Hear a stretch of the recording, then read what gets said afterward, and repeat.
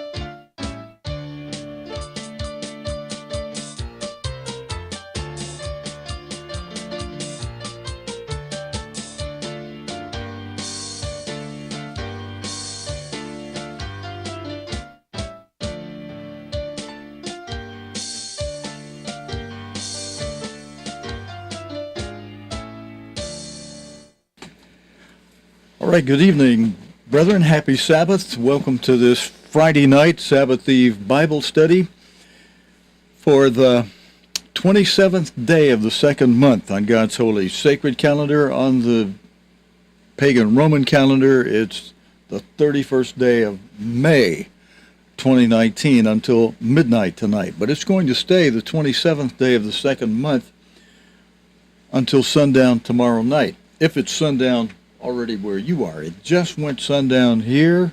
Days are getting longer. So some of our Friday night Bible studies will actually be Friday night and not yet Sabbath for a little bit of the program. But people in other time zones, it's later. In fact, on the West Coast now it's only 5:30, so most people out there will do better to watch, if you're watching it as part of a Sabbath Eve Friday night Bible study, to watch it from the archive. We have Mr. Armstrong tonight going to speak on the subject. He'll be speaking from Pasadena in 1978. And for the sake of Dominique, let's see. Yeah, we got that up there. I was just double checking it. Dominique. Yeah, 1978. Even though this didn't air until 1979, he actually spoke in Pasadena late 1978. In fact, I've got a few audience shots. Let's see if we can. Well, let's see. Where'd I hide those? Oh, I thought we had some audience shots. Well, I do have some. I just didn't load them into the player here. Well, you'll actually see the audience shots during this program.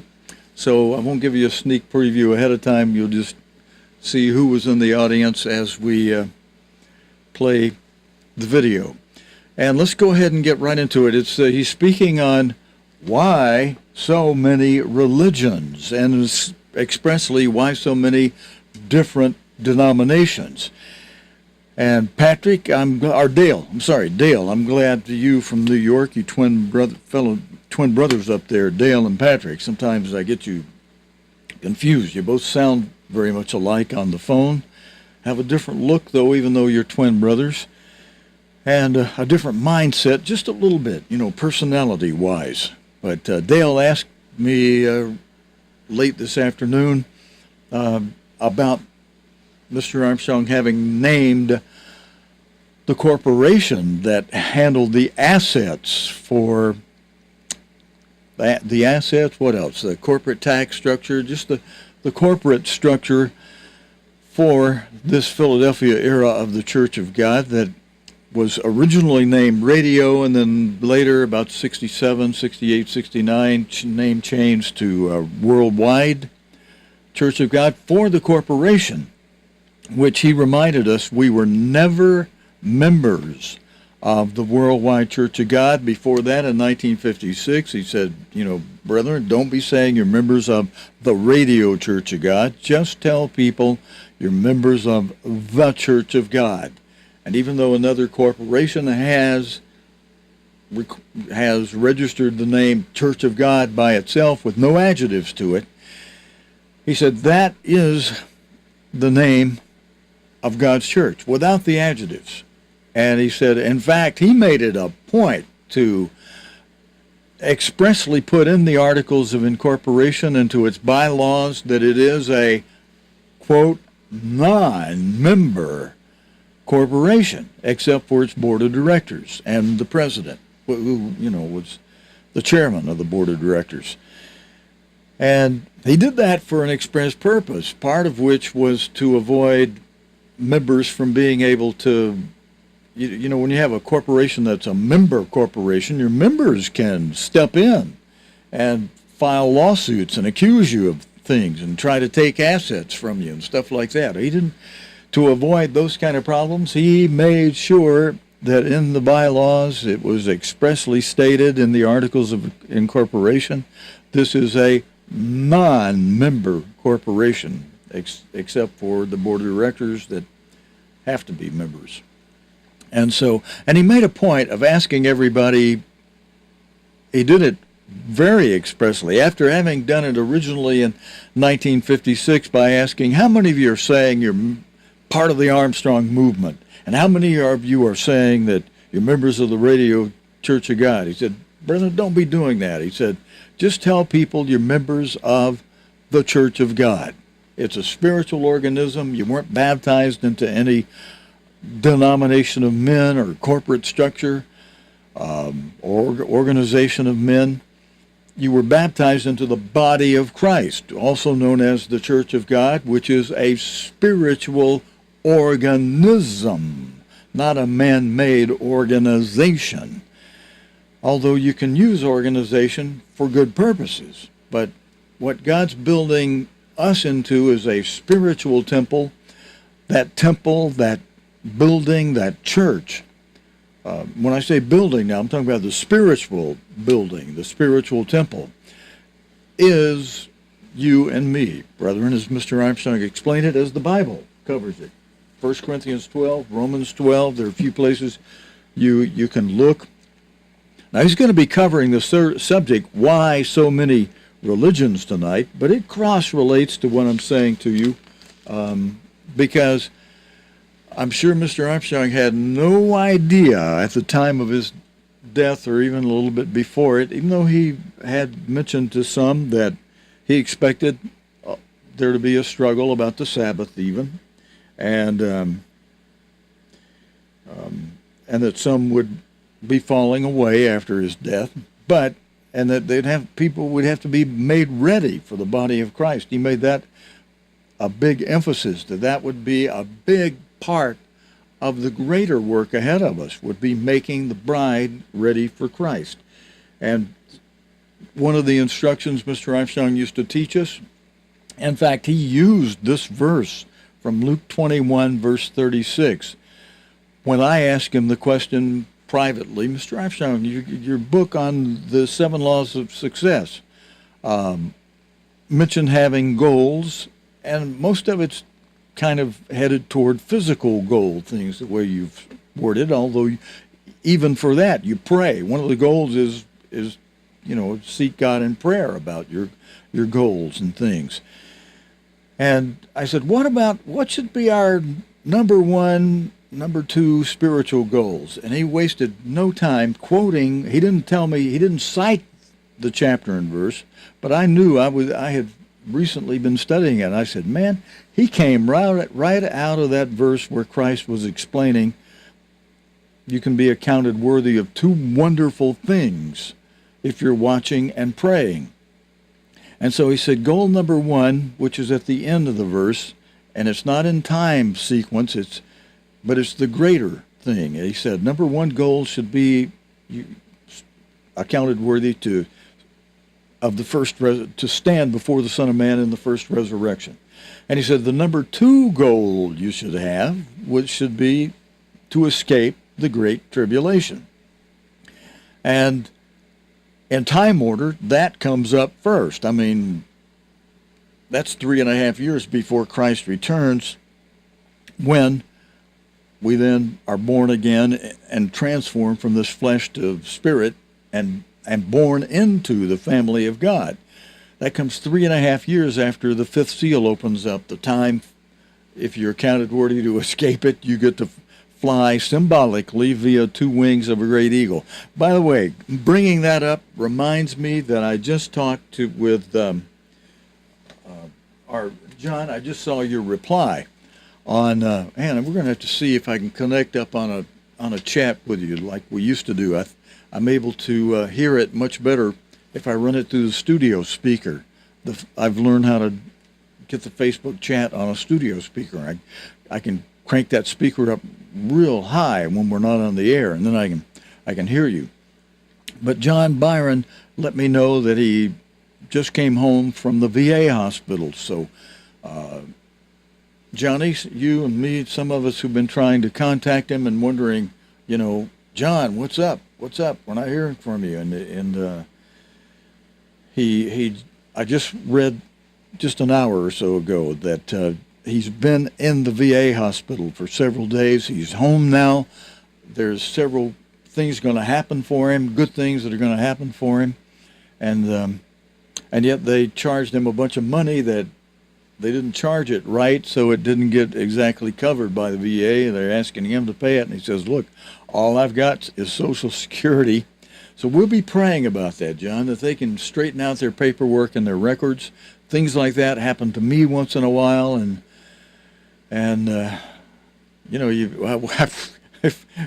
they can't get blood out of a turnip. They can't take from you what you don't have. But hopefully, we'll be praying they get that paperwork straightened out for you. We're very happy that you're home, John, and I believe you're going to be back here with us on our live streaming. So welcome back to John Byron. And those of you who've been praying for him, that's been appreciated. Even while we weren't able to get any information and know exactly what's happening, there were a number of us, John, kept up the prayers for you. So, with that bit of happy news, let's go ahead and go to Mr. Armstrong speaking again in 1978. Dominic, you'll see that at the top. It should say 1978. If it doesn't, for sure, I think that's what it's reading up there. When we pull it forward, it'll be bigger, and if there's some mistake in it, I'll correct it real quick. But he was speaking to an audience in, what did I say? I think this audience was Pasadena. We'll be back. The one I have for you for tomorrow, I think we'll be back in Tucson. Let me take a look at this real quick. Yeah, let's see. Oops, I meant to bring this one forward. The one we're showing tonight is, Pasadena audience. November 11, 1978 was the recording date. And again, he'll be speaking on the subject of why so many religions. And I was mentioning to you how he asked us, how many of you were members of the Worldwide Church of God? And everybody that raised their hands, he said, put your hands down. I looked over the audience carefully. None of you have ever been members of the Worldwide Church of God. He says, only if you've ever been a member, only if you've ever been on the board of directors would you be considered to have been a member of the Worldwide Church of God, or likewise the Radio Church of God. He said it's a non-member corporation. You're members simply of the Church of God, a spiritual organism. And he said, if people get confused when you say you're members of the Church of God, and they say, oh, that group out of Indiana or wherever else they've been recorded and registered as simply Church of God, you can explain, he said, no, our corporation is blah, blah, blah. Well, you could have said that then. Now the corporation is the name that included Church of God has been renamed. That does not include the Church of God. And I dare say we the apostates that tried to turn the truth into a fable, but they weren't able to do that. They were not able, even though some say, oh, the worldwide Church of God has been defeated. Well, even the corporation continues, but under a different name. And worldwide Church of God was just the name of the corporation, is the way Mr. Armstrong very strictly and technically applied it. He's the one that created the adjective for it, which is a banana peeling. He's the only one who had a legitimate banana peeling Church of God group. Because God has not passed the baton of the apostleship to anyone else. He did pass the pastor generalship onto a man who went apostate. That man has not passed the pastor generalship on to any other human man. Jesus Christ is still in charge of the church. Jesus Christ, neither Jesus Christ nor the Father have appointed any new one human leader over the entire flock. Now, if you really want to get technical, that apostate pastor general still holds that position, even though he, did a flip-flop. But let's suppose, what if God did something with him? I know some of you are going to say, Steve, that's impossible. That's not going to happen. You're probably right, but I'm sure some people were pretty amazed when God turned around the old Saul, who was out there killing Christians in the early Ephesian era, and made him the Apostle Paul. There were some that it took weeks and months, a long time, to adjust to that. How could this guy who was killing Christians become one of the apostles? A 13th apostle. And the apostle for the Gentiles. But he was still under the chief apostle Peter, even though there was one time when he, as equal, even though he wasn't the head, you can correct your head if you're of equal rank. When the head didn't understand, look, God has opened up this thing to the Gentiles now too. So they're part of the same body, and no need to be at the table like, oh, you can't eat with them, Hey, they're brothers now.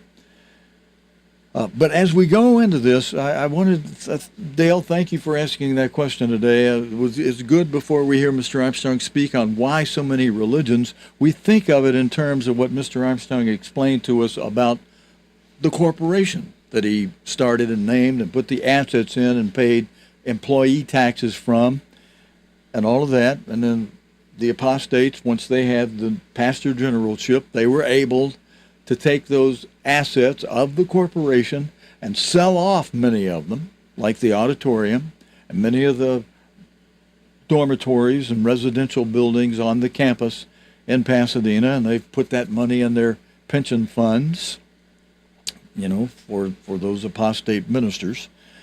And even though that has happened, and there are many ministers who went out then and said, well, I'm going to follow Mr. Armstrong's example. I'm going to pick an adjective and put it in front of the name Church of God and tell everybody they should be, where I am. And that they're treated like they're members of this blankety blank or that blankety blank banana peeling vanity plate Church of God group. I was reminded by Tom Williams just a few months ago how, Steve, you call that what ministers have done with these, splinter groups. You call it banana plate Church of God, but your predecessor in this seat, who used to host this program, would call them vanity plate Church of God groups. And once he reminded me of that, I said, that actually gets the point across a little better, because what Mr. Armstrong did was not a vanity plate Church of God group, but it was a Church of God group with a banana peeling on it, a wrapper, an adjective in front of Church of God, which he explained when he was explaining in the business meeting in 1956, saying, brethren, don't be calling yourself members of the Radio Church of God or of the Armstrong movement. Just say you're members of the Church of God. He explained then why we shouldn't be saying we're members of the banana peeling part of it, because that's just the corporate name. And you're not members of the corporation. It was made expressly a non-member corporation. But as we watch Mr. Armstrong speak on the subject of why so many religions, you might spiritually in your mind want to roll that a little bit and say, why so many Church of God denominations, banana peeling wrappers around Church of God, the blankety blank this, the blankety blank that Church of God group, so that it's confusing to the public, very confusing. God had Mr. Collins, Robert Collins, the original host of the Sabbath. Well, we didn't do the Friday night Bible studies then, but of the Sabbath services and of the associated program we do with the daily news related to the Bible and prophecy Sunday through Thursday night on what was originally called Nightcast, but I changed the name about 2 years ago to World Watch Television after some prayer and some fasting, and running it by Gene Hogberg, who used to write an article called World Watch. And Mr. Hogberg would teach me, train me, have me read certain books on how to watch news and how to determine whether it's coming from valid sources or biased sources and that kind of thing. So I used principles he taught me, and I thought a good name for the news program would be World Watch, more, better than Nightcast. That we kind of, I was with Mr. Collins when the name was picked, and we said, well, it's what we're doing is kind of like Nightline on ABC, only we're doing a webcast, so maybe we could make this Nightcast, because we were doing it in the evening, and that fit for that time. But, sometimes you get an idea. Radio Church of God was changed by Mr. Armstrong to Worldwide Church of God for the corporate name, the description of the assets of the work, which sponsored his program and all of that, because we had corporate sponsorship. I mean, we had an organized arm, and that worked when we were truly one body, not divided with many different heads. And these various groups, they have different heads who do not agree with one another. You look at the compromises to the doctrine that God gave us through Mr. Armstrong. One group under one minister has compromised this thing and that thing, and another group has compromised this thing and that thing. So and Mr. Armstrong said, we don't publish a statement of our beliefs. Our beliefs are found in this book, the whole book. We live by not bread alone, but by every word that proceeds from the mouth of God. So we don't publish a statement of beliefs. They're here in this book and the entire book. And through Mr. Armstrong, though, God showed us how to put the jigsaw puzzle of it all together. Mr. Armstrong did set doctrine in the church, teachings, but we didn't publish them and he stated that, we don't publish a statement of our beliefs, because that would be very limiting to what this says, he pointed out, to just pick a few things and say, these are the statements of our belief. We believe God's word. But a lot of these groups, they do publish a statement about the beliefs. And if you check one and check against the other, and of course some of the things they say are not entirely true, especially if they claim to be teaching what Mr. Armstrong taught, as you'll see in the headlines on many of the websites of the various blankety-blank this and blankety-blank that, banana peeling, vanity plate Church of God groups. They'll tell you they teach what Mr. Armstrong taught. And then you look at their statement of beliefs, which they're not supposed to publish, which they have, and you find out, well, hey, how come you compromised this doctrine and that doctrine that Mr. Armstrong taught? And nearly all of them do the one thing that is really, Mr. Armstrong, sir, would find a slap in the face, and that's where they teach against, as if it were to justify their existence as a vanity plate, banana peeling Church of God group. They teach that we are now in the Laodicean era, quite contrary to both what the Bible shows us and supports Mr. Armstrong in saying that era, as an era, does not commence until the fifth seal has opened up until Philadelphia has been taken away to a place of nourishment, protection, safety, final training, until the two witnesses are doing their job, which they haven't been announced yet in spite of what some crazy people out there are saying. Take your Bible, read Revelation 11, starting in verse 5, which as soon as you tell these people that, I mean, some of them have contacted me, and as soon as I say, look, have your two guys take a glass of water and see if they can turn it into blood, because God says that his two witnesses have that power, plus some more.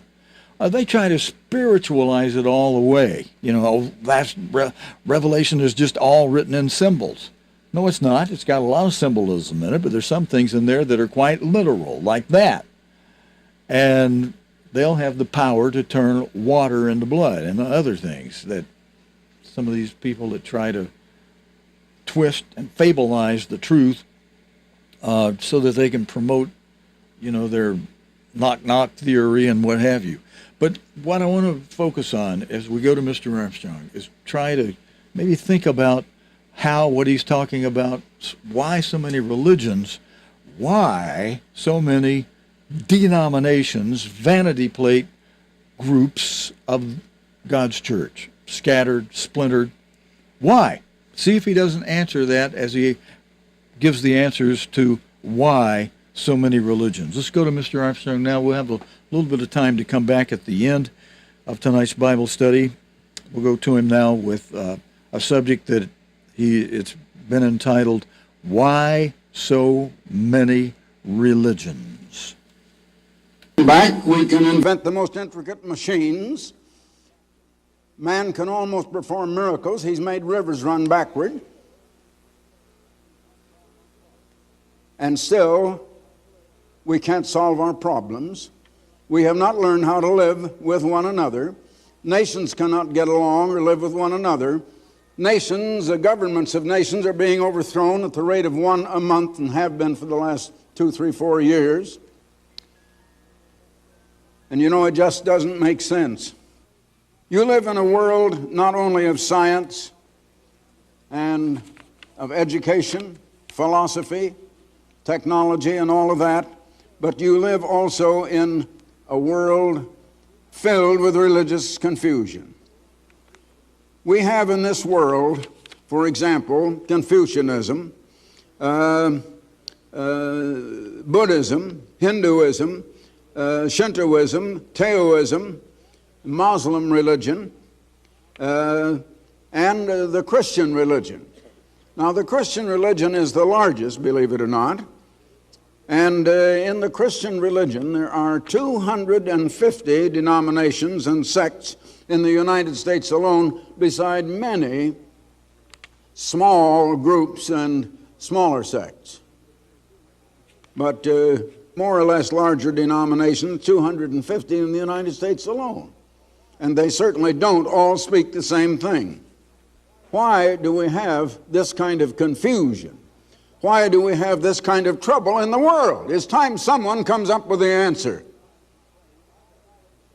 And I will be very frank in saying I cannot understand why so many people are not concerned at all. They're not concerned about why they had to happen to be on the earth.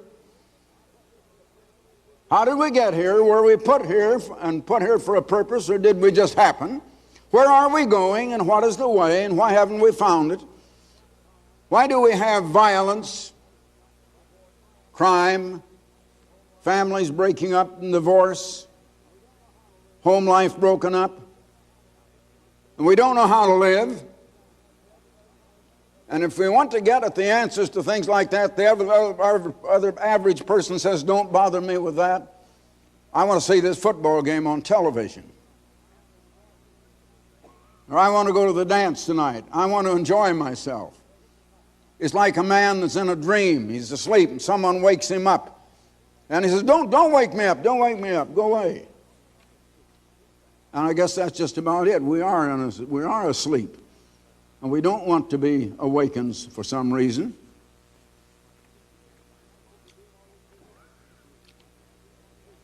Why should there be all this religious confusion? I want to speak a little about that in this program. Religion is generally defined as the worship of the Creator or of the supernatural. Now, of course, you might say that religion is the entire antithesis of that.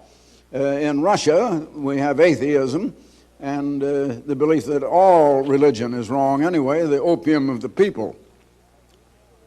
And yet, of all of these religions, and of all of the denominations and sects and groups in Christianity, there is only one original, true church, which is not a large church, but a small and persecuted church, and the only one on the face of the earth that can answer these questions. I ask you, does that make sense?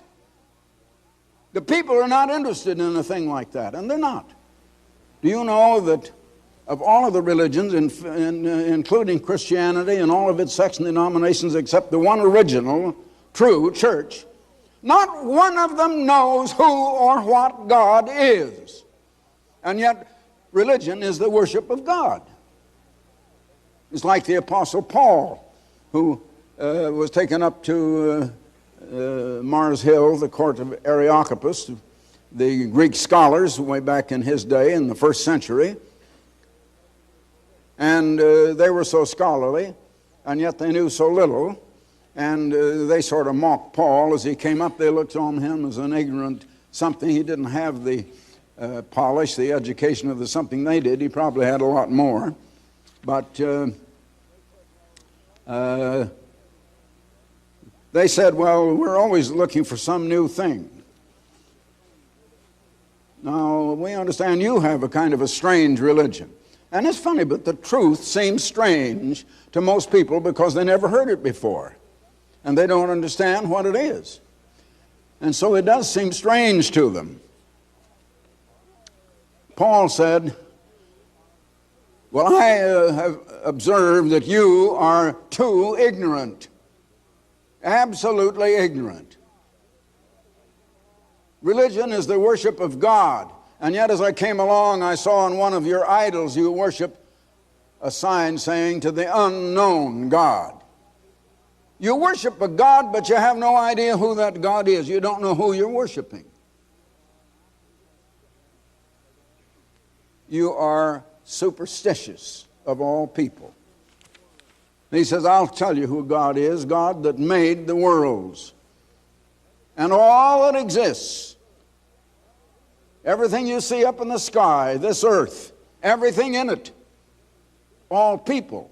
And he said, made human beings to all breathe the same breath, and he gives us all the same breath.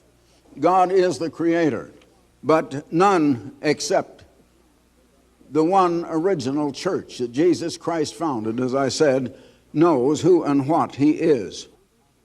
Herbert W. Armstrong will return right after this message. I have shown you the beginning of God. We find the very prehistoric beginning in the New Testament, in the book of John, first chapter and the first verse. In the beginning was the Word. Now the word, and it is the capital W, and it is a name here. It means spokesman, revelatory thought, but revealer or spokesman, and the one who speaks. And the Word was with God. Now the Word was one person. He was the spokesman, and he was with God, and God is another person. The same was in the beginning with God. Now there you have two persons. All things were made by him, and without him was not anything made that was made. Now you read over in verse 14 of this same chapter that the Word, and this was much later, maybe millions or billions of years, we don't know, the Word was made flesh and dwelt among us. And we beheld his glory, the glory as of the only begotten of the Father, full of grace and truth. And John bare witness of him, and we come on down to see that that's speaking of Jesus Christ. The Word is one who maybe millions of years after the time spoken of in the first verse here, became Jesus Christ and was born as a human being, as a little baby, and grew up from babyhood. And it says, dwelt among us, and had taken on the likeness of humanity and of flesh and blood, and for the purpose of death. Because we can die, and he came down and became a man and called himself the Son of Man, but he was also the Son of God. He was born of a human woman, but he was fathered by the divine Almighty God.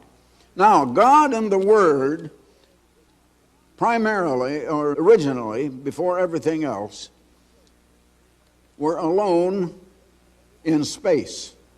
I can't say in the universe because there wasn't any universe yet. In Ephesians, the 3rd chapter, in verse 9, you will read that God has created all things by Jesus Christ. And now we turn to Genesis 1 and verse 1. In the beginning, God created the heavens, and that is plural as Moses wrote it in the original Hebrew language, and in most translations into English, and the earth. In the beginning, God created the heavens and the earth. Now, I have reason to believe, and I believe it just as if God had revealed it, that he created the entire physical creation at the same time he created this earth. If you will notice in the 2nd chapter of Genesis and verse 4, it says, these are the generations of the heavens, plural, heavens, and of the earth, when they, see, all the vast universe, including the earth, were created in the day that the eternal God made the earth and the heavens. So apparently in the same day, whatever length day that is, but he's been speaking of days in Genesis. We don't have any trouble proving to you, unless you want to speculate and have a lot of theories and believe your theory and will not believe plain proofs and plain language, that the days, the 7 days in Genesis 1 are 7 literal 24-hour days. And each day is from sunset to sunset, the way God calculates time. And so in the same day. Now, there is the expression in the Bible elsewhere of days, the day of the Lord, and we're getting very close to that now. We've been for 6,000 years in the day of man, and that's a pretty long-lasting day. The day of man, it's been about 6,000 years. But anyway, in whatever space of time is indicated in that same day, he created the heavens, that's the whole universe, and the earth. Now, there is a point in how God creates. And science can't tell you this. And there is no church and no religion that will tell you, because they gloss over, and they have access to the same book where you can get this knowledge, and it's all here. But they have glossed over it all these years and centuries. And you will never hear it from any religious denomination. The method of God in creating. God creates by a principle of duality. There is a first stage of creation, but it isn't complete. Then there is a second phase that completes the creation. Now we come to the creation of man. And how does God create man? He's creating man to reproduce himself. And the first is the physical phase, and that began with the physical Adam. And you read of him back in the 26th verse of the 1st chapter of Genesis, and in Genesis 2 and 3. And Adam started off wrong. Adam had the chance to resist the way the angels had been going and to accept God's kingdom, God's government. God talked to Adam and explained. Adam knew it was his own maker, his own creator talking to him. He had no excuse at all. He didn't let Satan get near him until after God had given him all the real knowledge. But also, God intended that Adam must reject Satan's way as well as accept his in order to qualify. And he could have replaced this Lucifer, who became Satan. Lucifer, who was once created as a perfect archangel, perfect in all of his ways from the day he was created. You read in Ezekiel 28. But he came to be Satan the devil. And that was all his own doing, because the character, as I say, God can't build that alone. You have everything to do yourself, primarily to do with the building of your own character. Now, you alone can't do it either. You have to have God's help. But God will give you the help if you want to do it.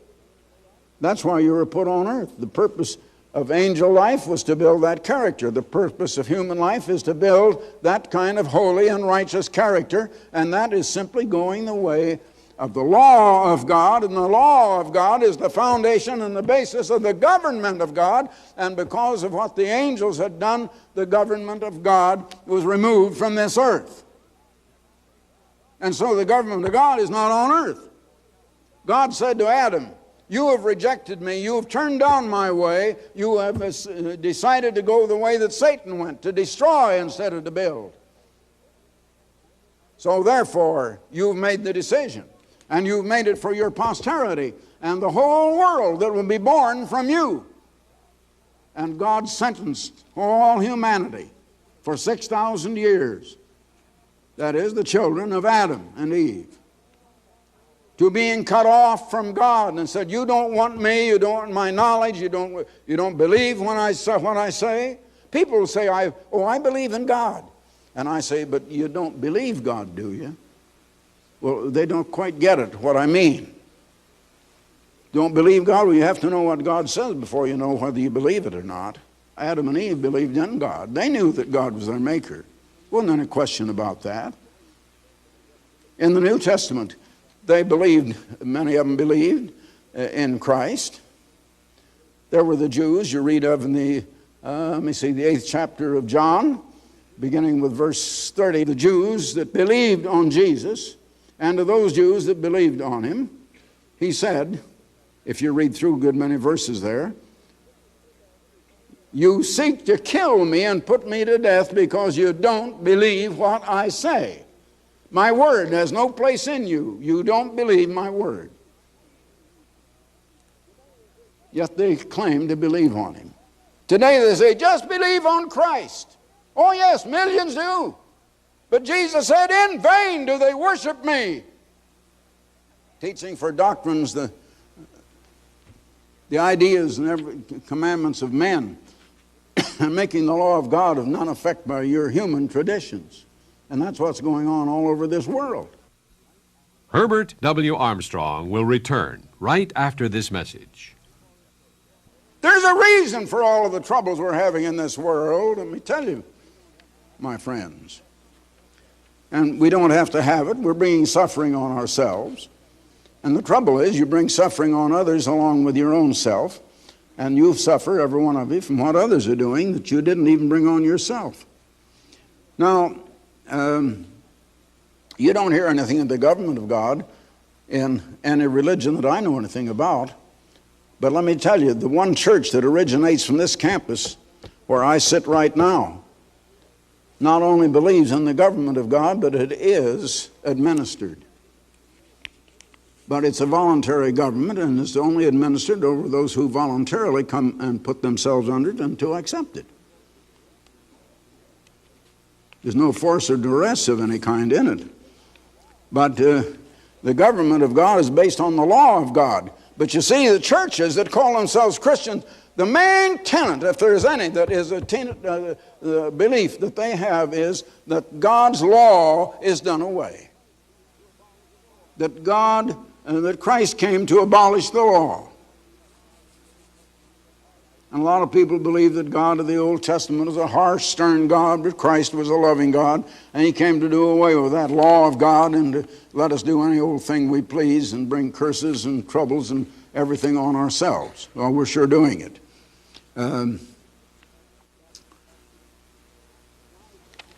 But now he put humans on earth to build that character, and we have the chance, just as the angels did, but we're not doing it. We're going the same way they did. But I said a while ago that God pronounced this sentence of being cut off from him for 6,000 years. Now that 6,000 years is just about up. It's going to end in our present living generation. And I would guess that 2/3 to 3/4 of all of you people listening to me now are going to live through this time, when this present world is going to be over. That doesn't mean the destruction of the earth. The world is one thing and the earth is something else. The earth is the planet we live on. The world is the system of society that man has built on that planet. And that system of society is rotten. It's filthy. It's damnable. And it's going to go. And so we're told to pray, thy kingdom come, God's kingdom, God's government. Thy will be done on earth as it is in heaven. And not until then will we have any peace, any hope, or any truth on earth. Well, now let me just say finally, the book that I am now completing, I have not decided yet on the exact name of it, but it will have to do with the religious confusion in the world. And it will give you 7 major truths which really put to shame such confusion as we have in this world, in a Babylon of religious ideas. And if you get together, no two people can agree. If you're going to have truth in a church, and to the Corinthian church, the Apostle Paul was inspired to write that you must all speak the same thing, that there be no divisions among you, no schism in the body. Well, there's only one way that can be, because you can't get a group of people, and if they vote on what they want to believe and what they don't want to believe, they're not going to agree. There's only one case in the Bible, only one case and one illustration where there was a council and they came together to decide a doctrinal matter. And that's in the 15th chapter of the book of Acts. There were probably only 3 or 4 of the apostles there, but there was Paul and Barnabas, so that would have made at the very least at least 5 of the apostles and other elders. And there was much disputing and much wrangling until Peter stood up, who did have primacy, and he laid down the law of what it was and gave the decision. Then James, who was the pastor of the local church, and for that reason was acting as what we would call today the chairman of the meeting, as a matter of diplomacy, he just said, now Peter has spoken, and so we just make this official, what Peter has said. You'll find that everything that was believed in the original church had come from one source, not what the people believed, not what ministers wanted to get together and decide among themselves what we think ought to be the true doctrine. It all came from Christ, and Christ got it to the church through the apostles that he had chosen, and in no other way. Now, I'll just give you $1,000 if you'll show me where it ever got into the church of God in Bible times any other way. Because it just didn't. And as long as men are going to decide, and ministers want to get together and decide on what to believe and what not to believe, you're going to have confusion of tongues. That's why we have it in the world today. The truth must come from God. He's the author of truth. And Christ is the spokesman of God and the Word. And it must come from there. And if he chose the apostles, they didn't choose him. They didn't choose themselves. Jesus said to his apostles, he said, you have not called me or chosen me, but I have chosen you. You see, Peter wanted to be a fisherman, and Andrew his brother. And one of them wanted to be a tax collector. And but Jesus said, no, you come and follow me. I've called you into my mission. And so they followed him, and they got their teaching directly from him. Now the Apostle Paul, he spent 3 years with Christ in Arabia. He said, I have seen Christ. I have been with Christ. He got it, and he went to Jerusalem to be sure that what he was preaching was exactly the same as they were preaching, that there wouldn't be any division. And he found that what he had gotten from Christ was precisely the same thing that Peter and James and John and those other apostles at Jerusalem, as they were at that time, had also received from the same head of the church, who is Christ. That's where it must come from. And if it comes in any other way, you're going to have confusion, and you're going to have trouble, and you're going to get into the same trouble that will damn the church as the whole world has damned itself by the way they have done, and the suffering and the sorrow and everything that we have in this world. So I hope that here we'll come out of all of that and come into the way that God will show us.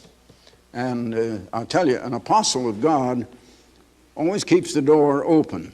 And if someone thinks he's human, and if he's made a mistake, someone can come to him, and his mind will be open enough that if you are right and he's wrong, he'll find it and make the change. You know, if anyone would never, if he can't ever change when he's wrong, he can never really be right. I haven't had to change very many times, but I have, when I've had to, I've done it.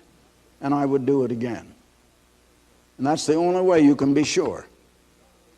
You've got to be in the hands of God.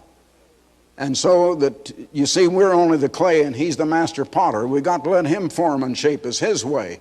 You've got to let him give us his doctrines, his beliefs, his teaching of what we ought to do, what we ought to believe. And any other way, you're going into the confusion of tongues and the religious confusion that is now engulfing this world. Well, I hope this book will be out by next spring, and I hope that I'll be mentioning it on this program, on television, and also it'll be announced in many ways, and it'll be in bookstores everywhere. So until next time, this is Herbert W. Armstrong saying goodbye, friends.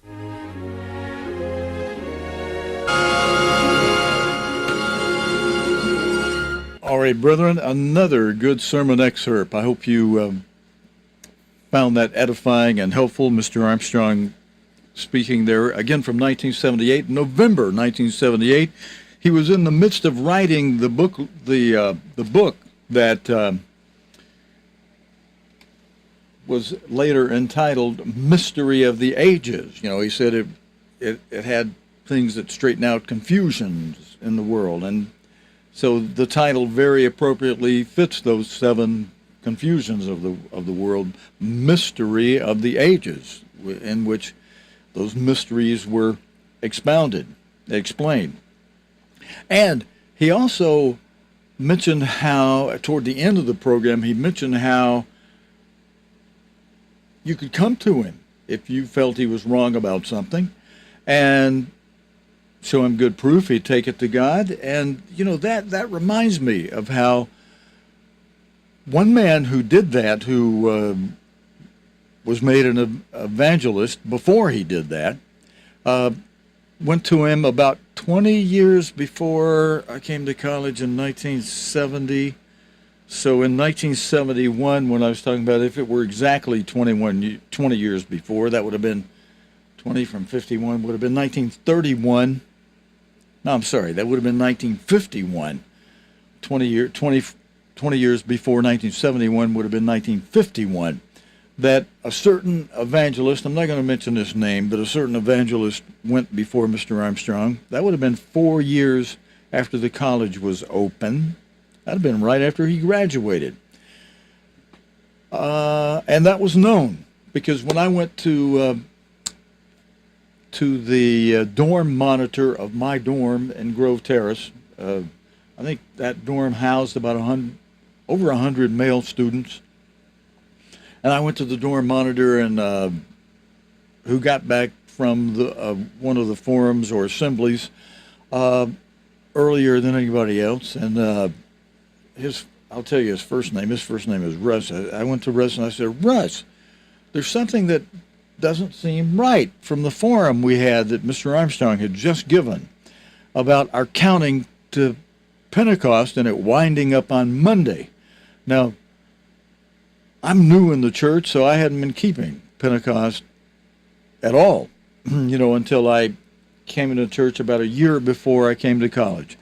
And so I'm learning all the holy days. And, and I'm learning that these things exist and that we should keep them, and everything's new to me, and I'm thankful for being taught that and learning that, and that it has meaning behind it. But we're going through, Mr. Armstrong was going through Leviticus 23, and I'm saying, well, now wait a minute. Verse 16 is indicating that Pentecost should wind up on a morrow after a Sabbath day. I had checked to see that the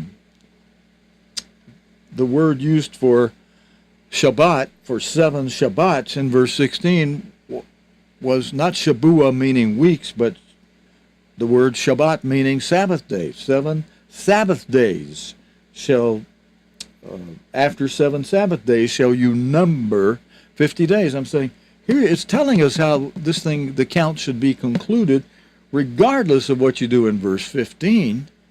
Verse 16 is telling you how to conclude it.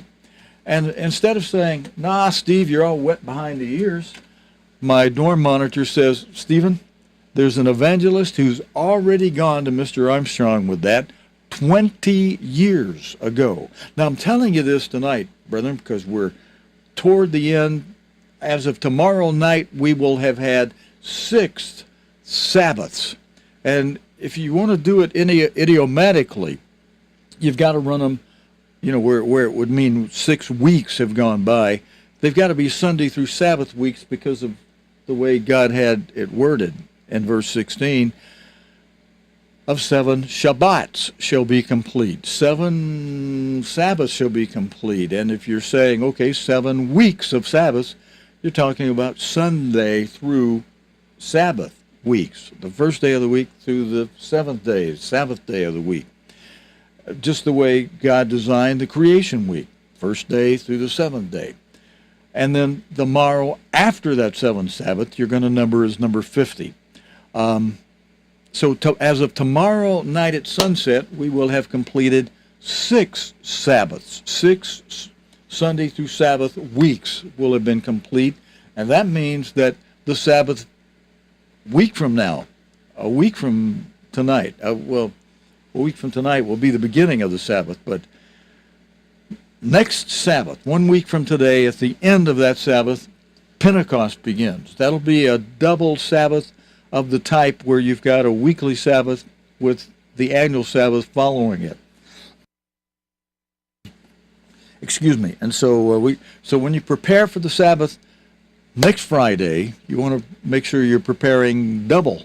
So you cover both the regular weekly Sabbath on Saturday and the annual high Sabbath on Sunday next week. Not this Sunday that's coming up after the Sabbath, but the Sunday a week from this Sunday, a whole week away. That'll be June 8th. Begins in the evening of June 9. Let me see now. Today's May 31st. Tomorrow is June 1st. Add 7 to that. Next Sabbath is June 8th. So on June 8th, at the end of, when the sun goes down on June 8th, Pentecost starts. So June 8th in the evening, June 9 during the daytime next week is Pentecost.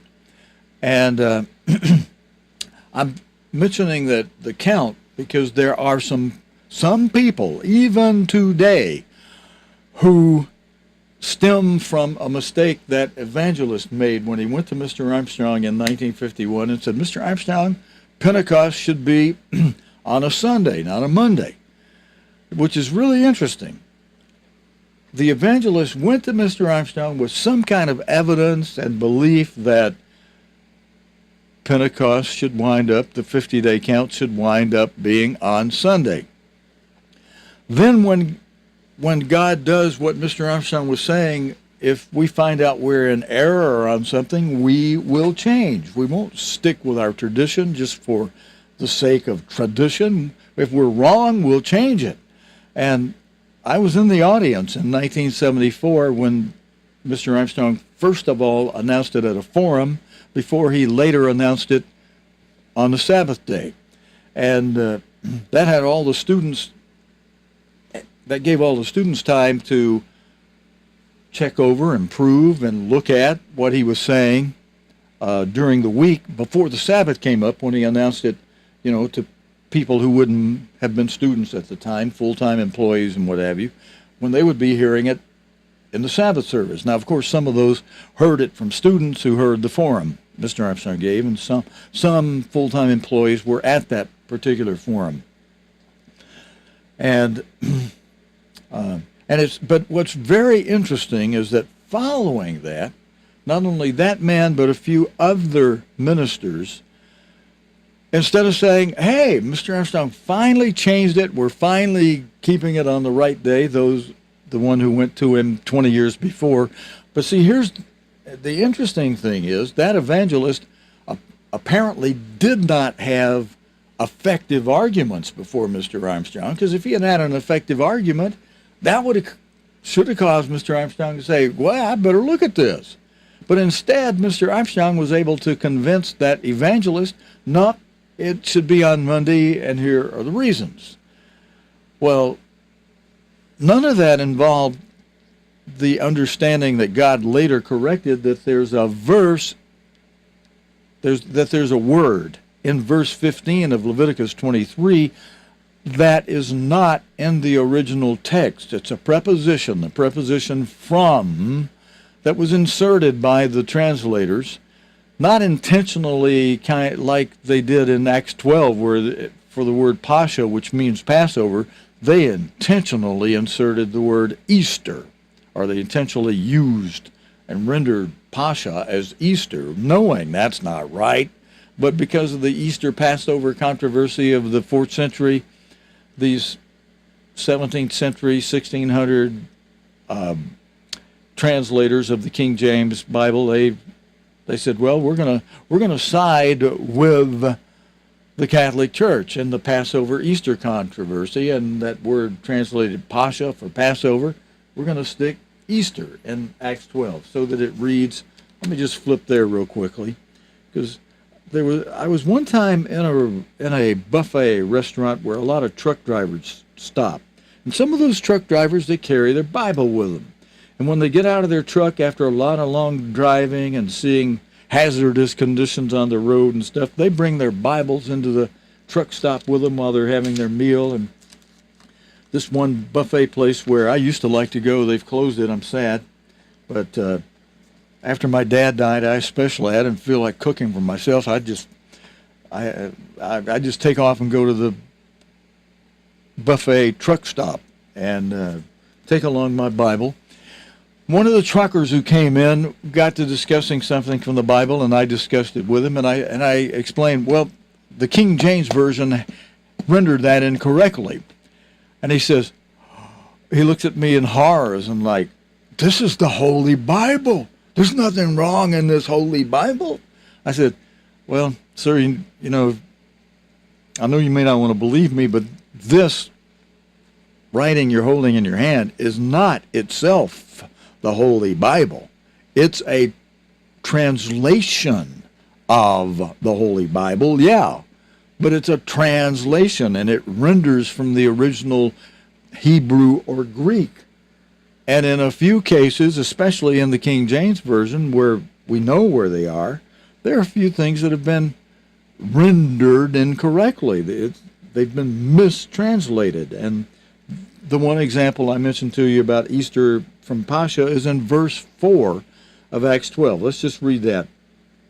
Well, let's back it up to verse 3. And because he saw that it pleased the Jews, we're talking about King Herod in verse 1. Now, about the time Herod the king stretched forth his hands to vex certain of the church. And in verse 2, he killed James, the brother of John, with the sword. And in verse 3, because he, Herod, saw that it pleased the Jews, he proceeded further to take Peter also. And it says, then were the days of unleavened bread. Now, if it's the days of unleavened bread, Passover precedes the days of unleavened bread. But in verse 4, so they kept unleavened bread in the verse in verse 3, but in verse 4, the translators did this, where it says, and when he had apprehended him, when he had apprehended Peter, he, Herod, put Peter in prison and delivered him to the four quaternions of soldiers to keep him, intending after Pascha, which should have read Passover, Pascha, to bring him forth to the people. Instead, if you look at your King James Version, you'll see it reads here, intending after Easter. Pascha was rendered as Easter in the King James Version, and then perhaps a few other versions that, that follow after the King James Version, they might have done the same thing. But that's a deliberate mistranslation. Now here in Leviticus 23, it's probably wasn't so deliberate.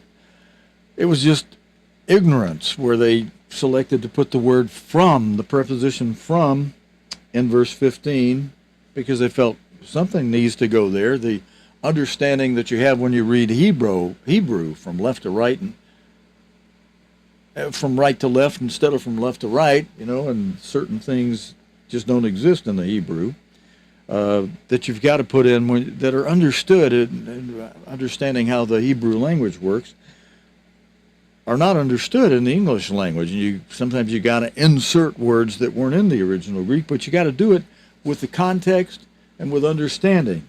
And that wasn't done in verse 15. And you shall count unto you, right here where the word from is, that's not in the original Hebrew, from.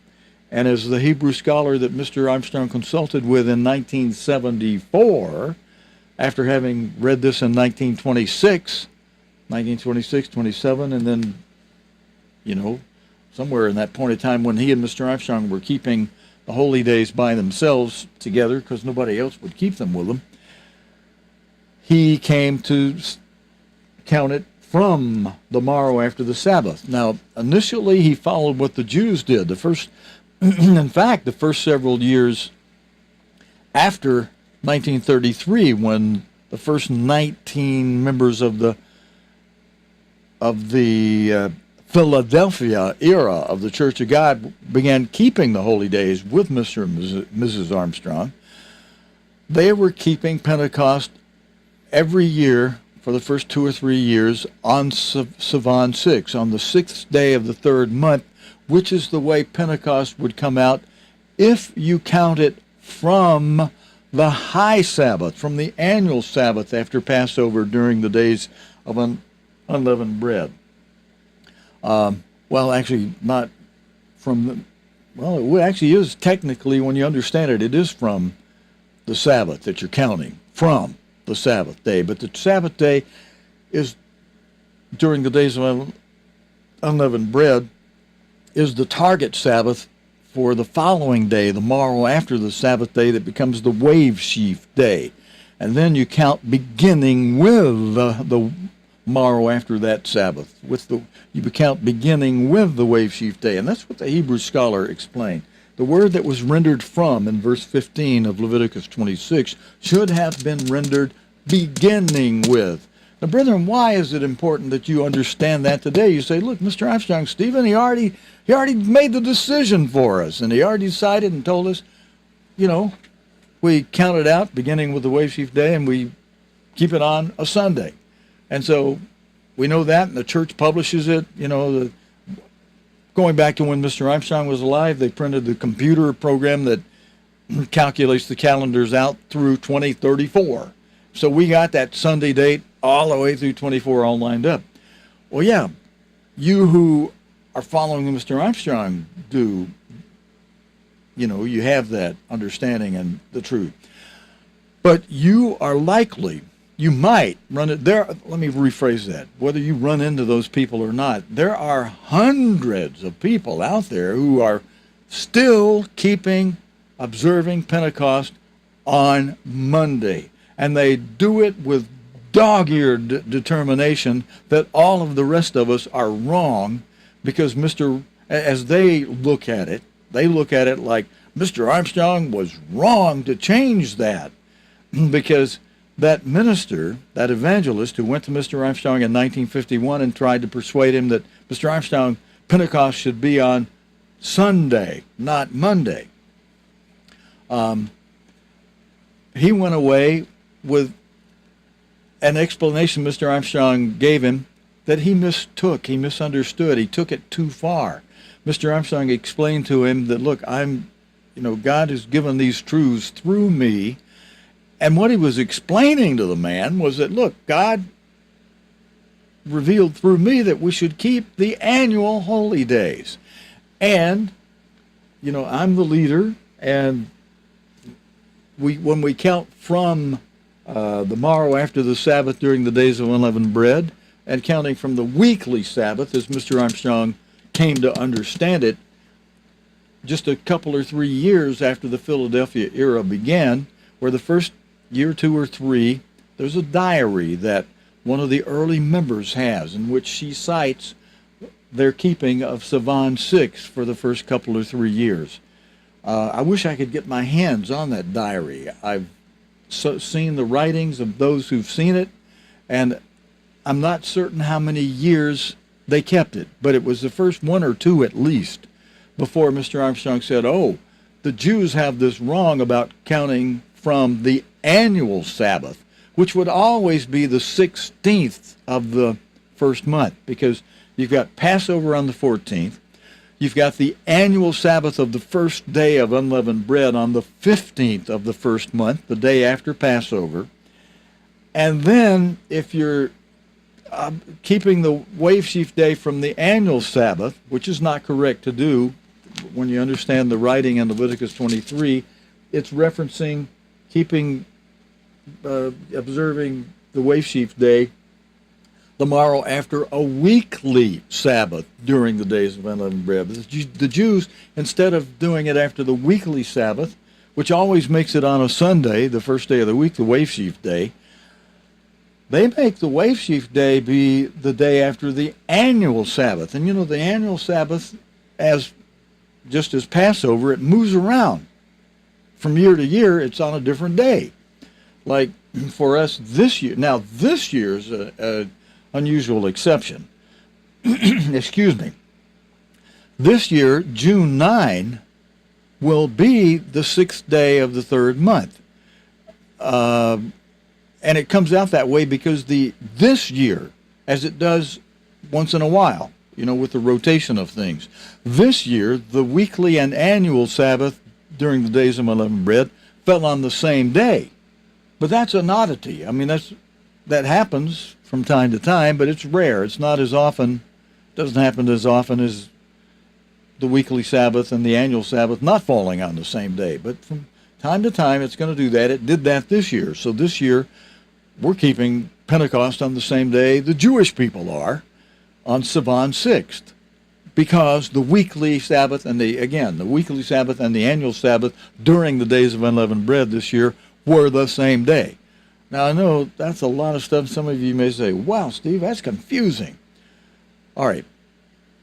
But look at your calendar. This year, Passover was, I say look at your calendar. I do have one in front of me, too. I've got one for last year. I don't have the 2019 calendar in front of me, but I can open it up and look at the dates. This year, the Passover for 2019 was the 19th day of April for the daytime part of it. The actual foot washing ceremony would have been the 18th of April. That doesn't tell me what day of the week that is, but we can look that up real quick on a program on my little Wi-Fi device here. All right, let's get this back to 2019. I was looking up what day Mr. Armstrong was speaking in 1978, so I got this set for 1978, but we'll just flip it back to 2019. And let's see, what did I say? April 18? Yeah, April 18 was the evening for the foot washing ceremony. And that was a Thursday night this year. That means that during the daytime portion of the day, Friday was Passover, and then the night to be much observed and the first day of unleavened bread fell on the Sabbath this week. So you had a Thursday night, Friday, Passover, a Friday night Sabbath, weekly Sabbath day, as the first day of unleavened bread. So see, we had the weekly Sabbath and the annual Sabbath all occurring on April 20 this year. That was a weekly Sabbath. That was the first day of unleavened bread. Since Passover was Thursday night and Friday, first day of unleavened bread was Friday night and Sabbath day, regular Saturday, Sabbath day. So that means what the Jews were doing, they start then the morrow after the Sabbath during days of unleavened bread, or in this case, not only the weekly Sabbath during unleavened bread, but the annual Sabbath this year fell on a Sunday, the day we begin the count toward Pentecost. So we and the Jewish people are doing it the same way this year, because even though they count from the annual Sabbath, this year the weekly Sabbath was the annual Sabbath. Did that help a little bit, I hope, by giving you the dates and let you think back through it as I thought back through it? Thursday night and Friday was Passover this year. Friday night, to be much observed, and Saturday was the first day of unleavened bread, being the annual Sabbath. And that's also the Sabbath that falls after Passover during days of unleavened bread, the weekly. So we're counting it as if it were from the weekly Sabbath, and beginning with the wave sheaf day, which is the morrow after that weekly Sabbath. The Jewish people are beginning their count on the wave sheaf day as if the wave sheaf day followed the annual Sabbath, and that's the way they do it every year. So next year, the Jewish people and those who count from the weekly Sabbath during the days of unleavened bread, we're going to have two different dates next year for Pentecost between us and the Jewish people. All right, that's just a side point. But the point is, see, and the reason they want to hide that diary of the woman who was one of the first 19 people keeping the holy days with Mr. and Mrs. Armstrong is because in her diary there's a reference to Mr. Armstrong having kept Pentecost on Sivan 6 in a year when the weekly and annual Sabbath did not coincide. The importance of that is this. If Mr. Armstrong at that point had understood to count beginning with the count from the weekly Sabbath, then they wouldn't have been keeping it on Sivan 6 that year. They would have been keeping it on whatever days, 50 days from that weekly Sabbath worked out to be. And when he came, when he said, we got to count it from, that morrow after the weekly Sabbath, we count from it, he used the grammar rules to exclude the wave sheaf day and the numbering process, which is correct grammar. He did that right. He did that the way the King James Version in Leviticus 23 verse 15 says to do it. And being God's pastor general and later understood as apostle over the church, those of us in the church needed to keep Pentecost on Monday, even if you had a different understanding from Scripture, as I did for 3 years before Mr. Armstrong changed it. When I went to my dorm monitor and said, Russ, would you show me how my goofy head is wrong? I figured my mother had always taught me as a little kid, if you're in a band and everybody's marching to the beat and you're the only one marching to a different tune or, in a different step, you can't say the whole band's off beat. It's you that's off beat. Well, my mom had taught me that from a little kid. So with that in my brain, I'm thinking as I go to Russ, there's something wrong with me. Everybody else is keeping this on Monday. And I'm seeing verse 16 say we ought to be keeping this on a morrow after the seventh Sabbath day. We ought to be keeping it on a Sunday. I actually said, show me how I'm understanding that wrong. Is there something wrong with verse 16? Is it rendered incorrectly? Or is there something wrong with that or wrong with my logic of trying to understand that? It looks like there's a conflict between verse 15 and 16 here. And I said, since verse 16 comes after verse 15, it's telling us how to conclude the matter. We ought to be concluding it with the count winding up number 50, on the morrow after a seventh Sabbath day. And instead of Russ saying, nah, Steve, you're all wet behind the ears, Bubba, Now, he did try to mention a few things in the booklet on Pentecost at first. And I'm saying, Russ, that doesn't address this verse at all. Show me why I'm wrong from this verse, not something written in that book. Because I'm hung up, I'm seeing God's word say this, and I think I'm wrong. I think something wrong with that verse. Because everybody else keeping it on Monday, and our leader, Mr. Armstrong, from whom I learned the truth, you're the natural inclination, and with your mother teaching you, if you're out of step and everybody else is doing it this way, you're probably wrong. But then we learn the principle in the church. We come out of the world, with 1.2 billion Catholics and the whole world. Revelation 12:9 saying that the devil's got the whole world deceived. See, how does it say that? We start to learn in the church that principle that, everybody else can be wrong. So, all right, with that little bit of understanding, here, verse 9, Revelation 12, and the great dragon was cast out, that old serpent called the devil and Satan, who deceives the whole world. You've heard me joke on that about deceiving a few people here and there, and having you look at your Bible and see, no, that says he deceives the whole world. So there's a principle that says, everybody else can be out of step, but you, if you got the truth. Of course, they're going to hate you for it. But so Russ, instead of saying, after he saw, okay, you're not going to buy what's in the book, because what I read you out of the book doesn't relate to verse 16, he said, Steve, an evangelist has already gone to Mr. Armstrong about that 20 years ago, and the evangelist couldn't convince Mr. Armstrong.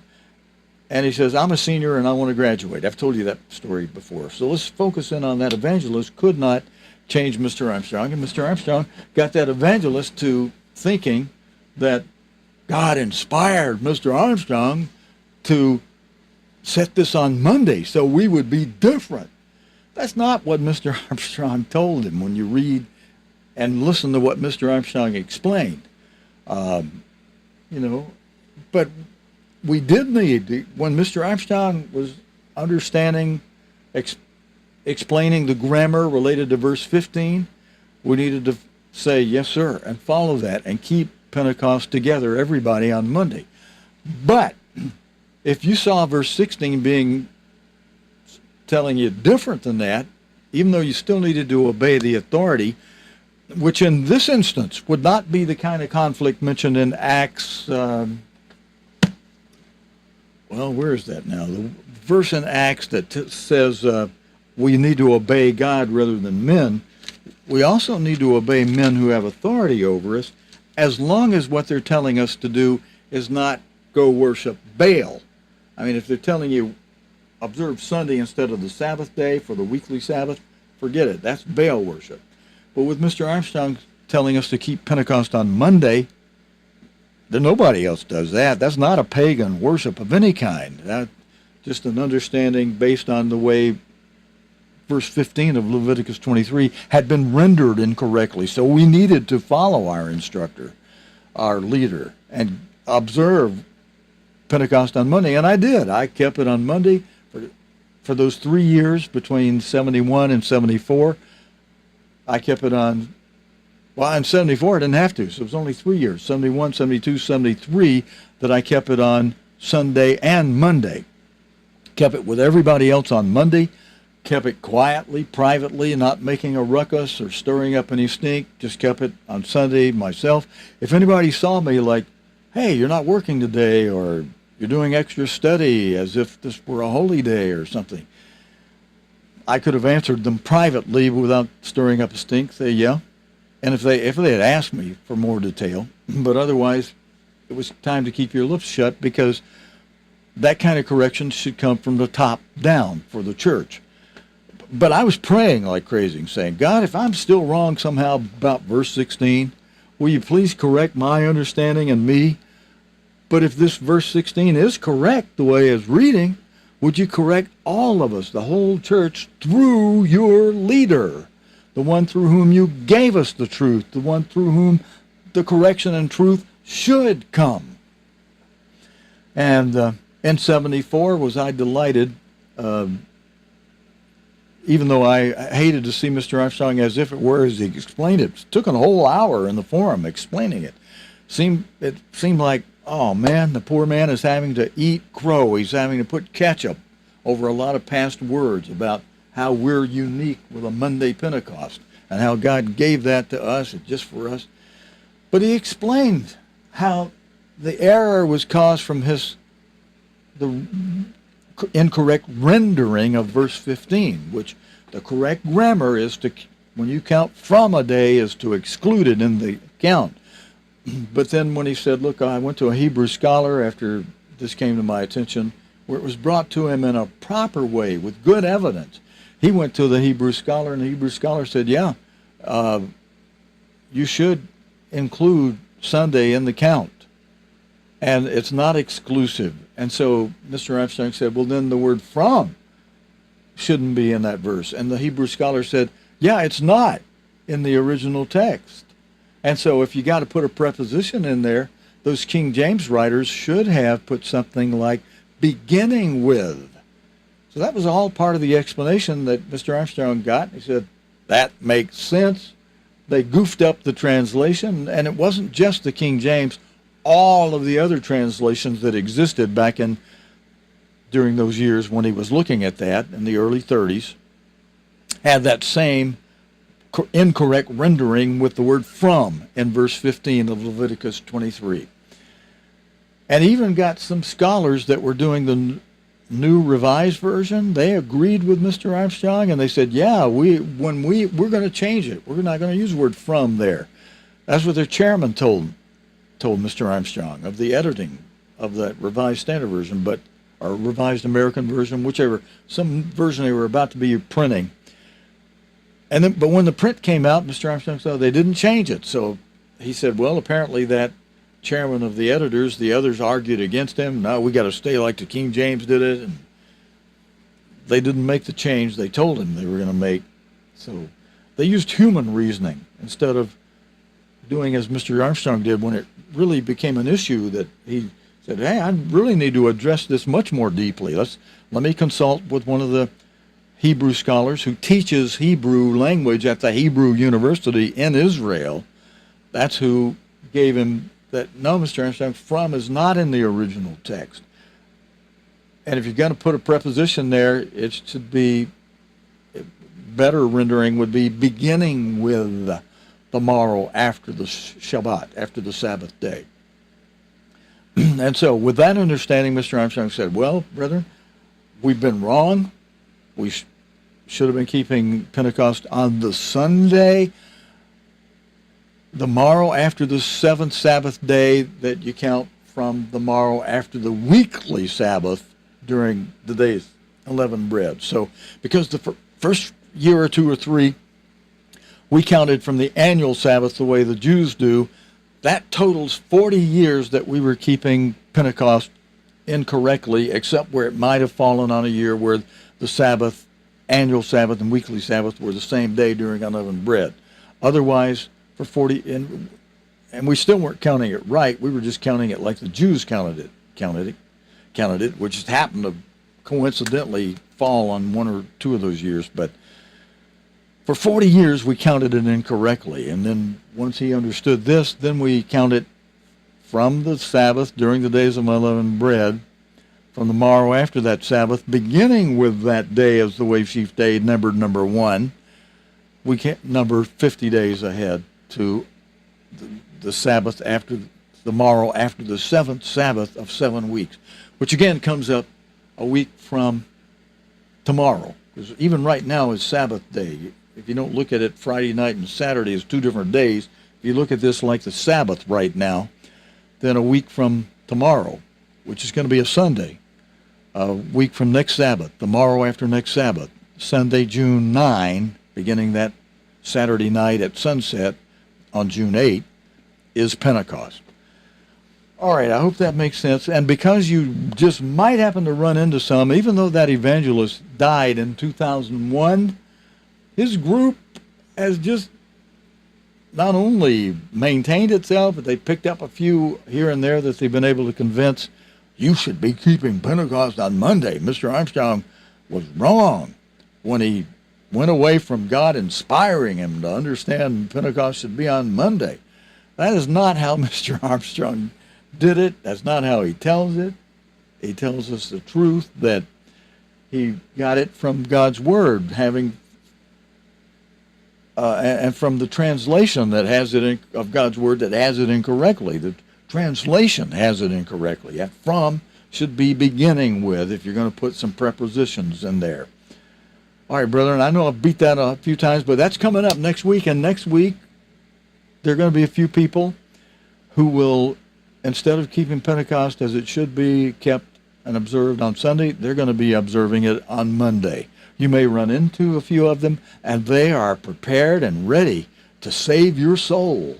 They don't want to see you making this error of following Mr. Armstrong's error of having changed Monday Pentecost to Sunday Pentecost. Now, I think all of you should know I'm doing that tongue-in-cheek when I say they don't want you following Mr. Armstrong's error. Mr. Armstrong did right in accepting correction from God and changing it for all of us. All right, I know I've said this a lot, and I know this was kind of like, boy, you really beat that down, but brethren, I needed to, because you may run into some people, and it needs to be firmly in your mind. Maybe you can help save their soul. Maybe you can help them understand, no, friend, God did not inspire the keeping of a Monday Pentecost. He inspired Mr. Armstrong to know we should keep the annual holy days. He wrote the original Hebrew, but the King James translators screwed it up. They rendered verse 15 incorrectly with the word from in there that grammatically means you would exclude Sunday in your count. But the word shouldn't be there. Hebrew scholars tell you, and they explained to Mr. Armstrong, if you're going to put some preposition in there, it should be beginning with, and that Pentecost comes out on a Sunday. And when Mr. Armstrong learned the truth about that wrong translation in verse 15 of Leviticus 23, he had the humility to eat the crow, to put the ketchup on all his words of glorifying our being different and observing a Monday Pentecost. He swallowed that error for years and said, brethren, that was wrong. And it was based on that wrong translation, and let's change. And most people did change with that correction Mr. Armstrong received from God. And being 40 years of our keeping it on, not counting it correctly, that should tell us by the very number of years alone, this was a test and a trial. And there are some people who flunked the test, still observing Pentecost on the morrow after the morrow, after the seventh Sabbath. And I mean, can't they? It's kind of like when you got the true understanding, it's kind of like, can't you guys acknowledge the King James misrendering error? And you trying to blame God on giving Mr. Armstrong some inspiration to follow a wrong translation of that verse? I mean, look, come on, people. But they tie it into something else they don't like. They don't like Mr. Armstrong having changed divorce and remarriage the way God had the Apostle Paul's writing in 1 Corinthians 7 become part of the Bible, with Mr. Armstrong setting doctrine in the church to say, here's the way it works if you've got an unconverted mate who is unhappy to dwell with you, and that mate, whether it be wife or husband, leaves. Being unpleased, you're not bound.